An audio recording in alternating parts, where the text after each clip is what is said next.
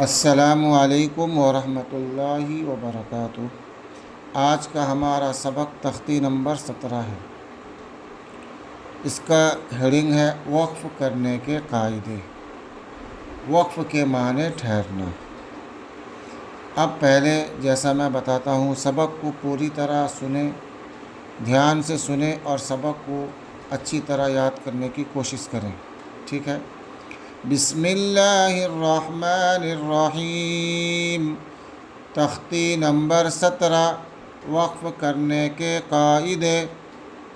وقف کے معنی ٹھہرنا، یعنی قرآن پاک پڑھتے پڑھتے کس طرح ٹھہرے۔ ایسے گول نشان کو آیت کہتے ہیں، یعنی یہ جو گول نشان ہے اسے آیت کہتے ہیں۔ نمبر 1، زبر زیر پیش، دو پیش پر وقف کرنا ہو تو آخری حرف پر جزم دے کر سانس توڑیں، اسی کو وقف کہتے ہیں، ٹھیک ہے؟ 2 زبر پر وقف کرنا ہو تو ایک زبر کے ساتھ الف پڑھا جاتا ہے، جیسے آہدن سے آہدہ۔ نمبر 3، گول تا پر وقف کرنا ہو تو وہ ہائے ساکنہ بن جاتی ہے، جیسے جاریتن سے جاریہ۔ اب پہلے اس قاعدے کو اچھی طرح یاد کریں، ٹھیک ہے؟ یاد کرنے کے بعد پھر جب آپ پڑھیں گے تو میں ابھی پڑھتا ہوں آپ کے ساتھ، تو انشاءاللہ یہ قاعدہ آپ کے سمجھ میں آ جائے گا، ٹھیک ہے؟ اعوذ باللہ من الشیطان الرجیم، بسم اللہ الرحمن الرحیم۔ یہ اعوذ باللہ اور بسم اللہ، اس کو تعوذ اور تسمیہ بھی کہتے ہیں۔ اعوذ کو تعوذ اور بسم اللہ کو تسمیہ کہتے ہیں۔ تو اعوذ باللہ اور بسم اللہ، اس کو آپ لوگ زبانی یاد کریں، بچوں کو زبانی یاد کرائیں، ٹھیک ہے؟ اب دیکھیں، من الشیطان الرجیم، یہ میم کے نیچے زیر ہے، تو کیا پڑھیں گے؟ من الشیطان الرجیم۔ لیکن ہمیں یہاں پر گول نشان ہے، رکنا ہے، تو کیسے رکیں گے؟ تو قاعدہ پڑھے، زبر زیر پیش، زبر زیر پیش پر رکنا ہو تو، اور 2 زیر 2 پیش پر وقف کرنا ہو تو آخری حرف پر جزم دے کر سانس توڑیں۔ اب ہم میم میں جزم لگا دیں گے، جیسے تختی نمبر 11 میں آپ پڑھے محیط، بروج، آخری حرف پر جزم دیے ہیں تو بروج۔ تو اسی طرح میم میں جب ہم یہاں رکیں گے تو میم میں جزم لگا دیں، تو الرجیم، اعوذ باللہ من الشیطان الرجیم، بسم اللہ الرحمن الرحیم۔ اسی طرح یہاں بھی میم میں جزم لگا دیں، الرحیم، الحمد للہ رب العالمین۔ عالمین ہم نون میں زبر ہے تو نون میں جزم لگا دیں گے، عالمین، سانس توڑ دیں، ٹھیک ہے؟ اسی طرح ایاک نعبد و ایاک نستعین، نستعین یہاں نون میں پیش ہے، یہاں جزم لگا دیں گے، نستعین، ٹھیک ہے؟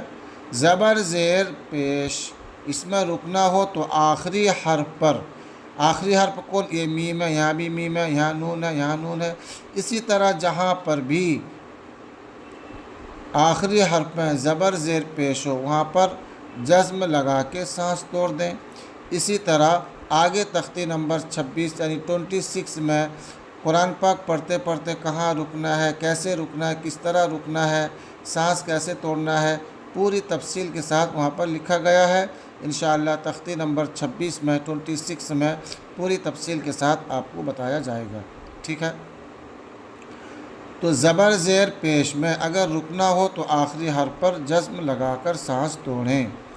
اعوذ باللہ من الشیطان الرجیم، بسم اللہ الرحمن الرحیم، الحمد للہ رب العالمین، ایاک نعبد و ایاک نستعین، ٹھیک ہے؟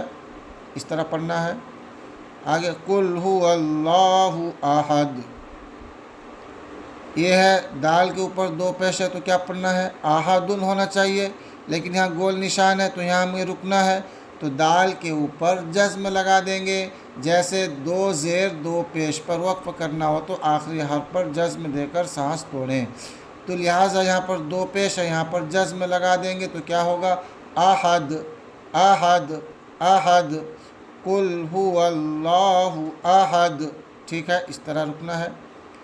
ان مع العسر یسرا، یا ان میں نون میں تشدید ہے، گنہ ہوگا، ان مع العسر یسرا، یہاں پر ہے کیا؟ راد و زبر رن ہے، لیکن یہاں میں رکنا ہے، گول نشان ہے، تو دو زبر پر وقف کرنا ہو تو یعنی رکنا ہو تو ایک زبر کے ساتھ الف پڑھا جاتا ہے، یعنی ایک زبر کے ساتھ الف پڑھا جائے، کیا ہوگا؟ را، الف زبر را، ایک زبر کے ساتھ الف پڑھا جائے گا، دو زبر کے ساتھ نہیں، جب رکیں گے ان مع العسر یسرا، اسی طرح جہاں پر بھی دو زبر ہو وہاں اگر رکیں گے تو ایک زبر کے ساتھ الف پڑھا جائے گا، ٹھیک ہے۔ فیہا عین جاریہ، یہاں پر اخفا ہوگا، نون تنوین کے بعد حروف اخفا میں سے جیم ہے، یہاں اخفا ہوگا، فیہا عین جاریہ، یہ تا دو پشتن ہے،